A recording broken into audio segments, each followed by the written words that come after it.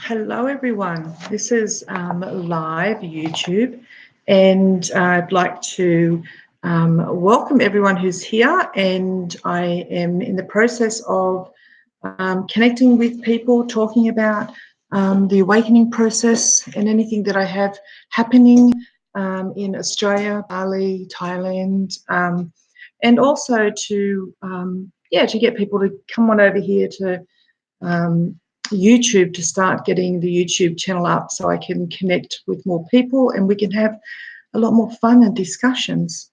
So what I'm here to discuss about today is primordial meditation. So primordial meditation was given to me, you could say channeled, back in 2007 after I had been on a very, very deep transformational pilgrimage to Israel. And I came home from Israel and after on this spiritual pilgrimage, and after like 15 years of searching and seeking on the spiritual path. My journey began back in the early 90s after the loss of my daughter. And then, that just traversed me into an entire field of the unknown and the explorable, and discovery about, existential crisis. Why did my daughter die? So anyway, that's another story, and I'll discuss that more in Return to Soul. This is the first book that I actually wrote, and Return to Soul, that it discusses a little bit more about this is a transformational guide to spiritual freedom, true peace, and inner stillness. This is actually the first book that I wrote after my daughter died, and that was a process, as I said, through the late 90s into the 2000s. And by 2007, I actually had come to a place on my spiritual journey where I guess you could say I was understanding a lot more about multidimensional awakening and the concept of ascension. And I'd done myself, so I had woken up from the 3D reality, the part of myself that was just believed I was a mother and a wife and a worker and a daughter. And that existential crisis from the loss of my daughter is actually what woke me up, basically, from that third dimension into, of course, the field of consciousness itself and the realm of spirit.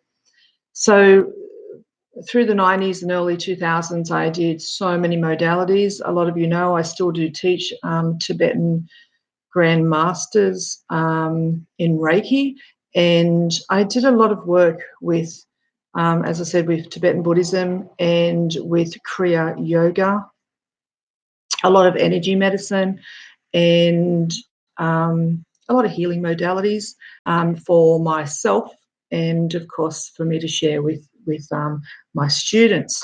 Lots of meditation, and as I said, the trip to Israel was really, the pilgrimage that just like shattered all of that next stage. So I would say that waking up from the third dimension into the fourth dimension. So the fourth dimension was from 1992 right through till 2007. And as I said, the fourth dimension was the part of the journey that we go on, where we start discovering ourselves and all of the modalities of energy medicine and spirit. We connect with our spirit guides. We do all of the work, our psychic abilities. And what I found with that was, like, it became exhausting. So by the time I was into 2007, and I was sort of like exhausted and overwhelmed by this, never-ending clearances. So, always doing Reiki, always clearing my chakras, always praying, always chanting, always doing something outside of myself to bring healing to myself.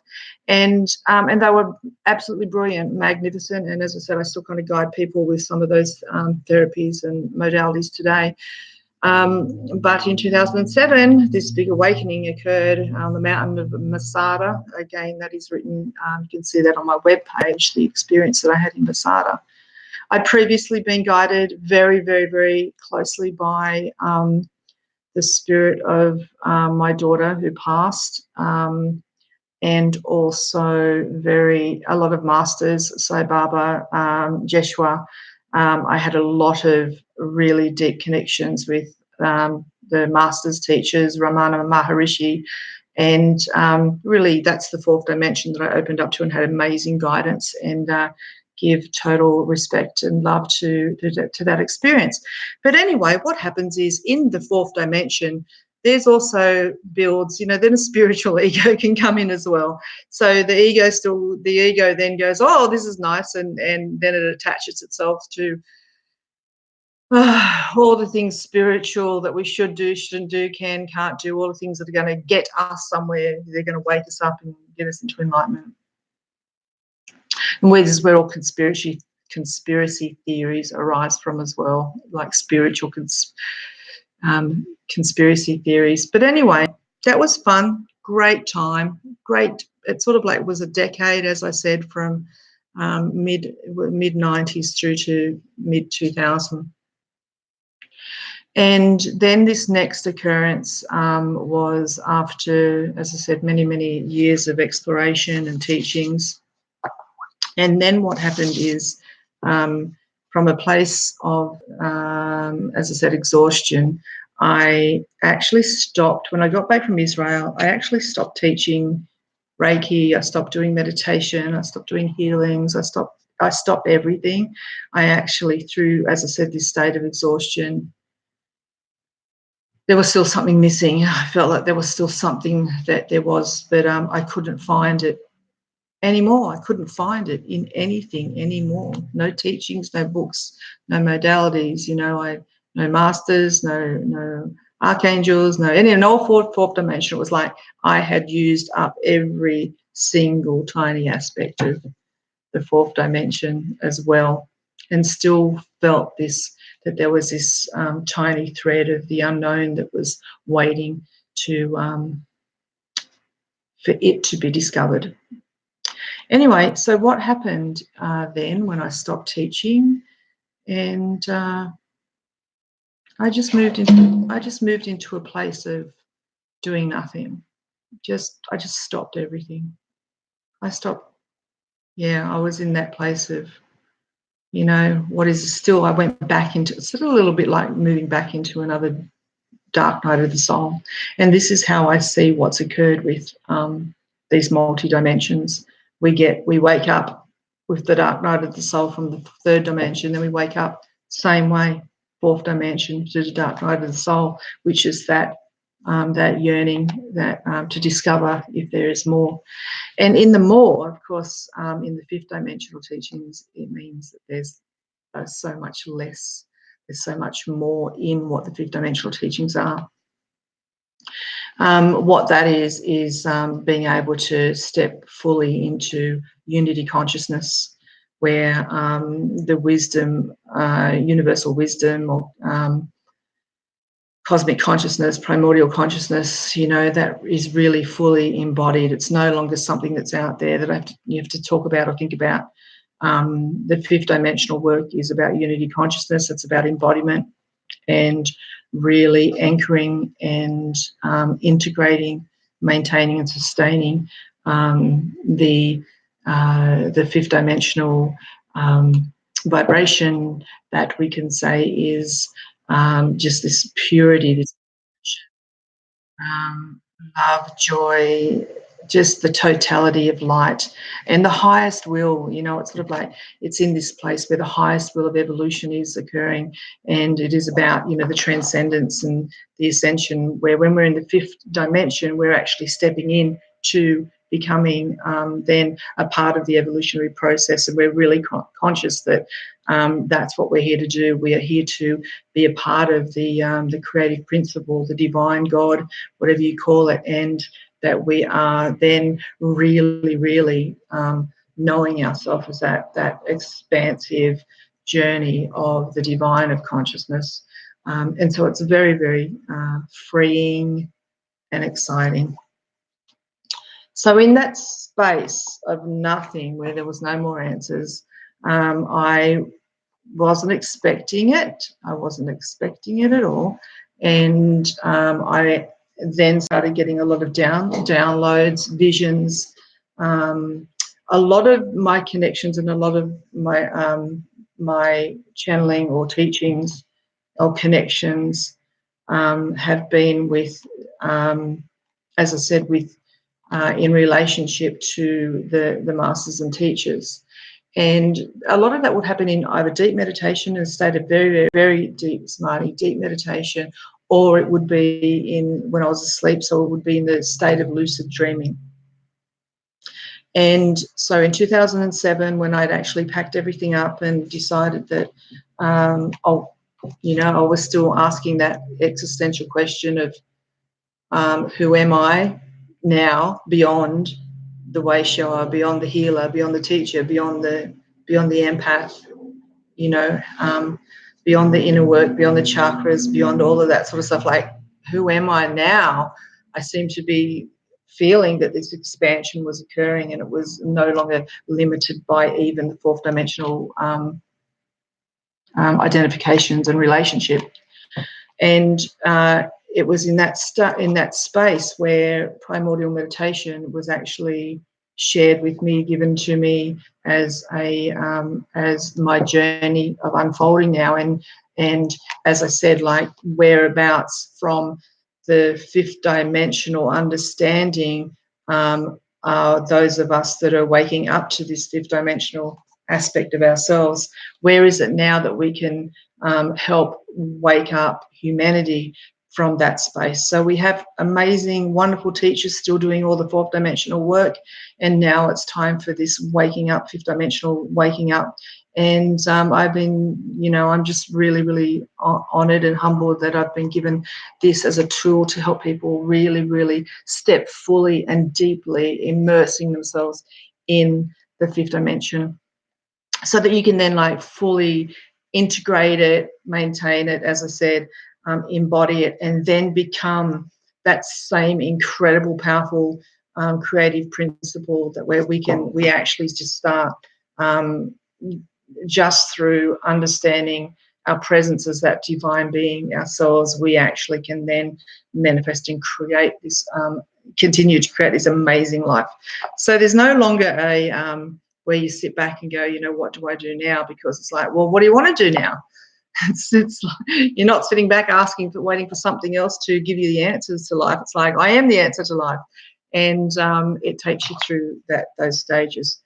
So primordial meditation is a revolutionary transcendental practice for direct awakening and manifestation.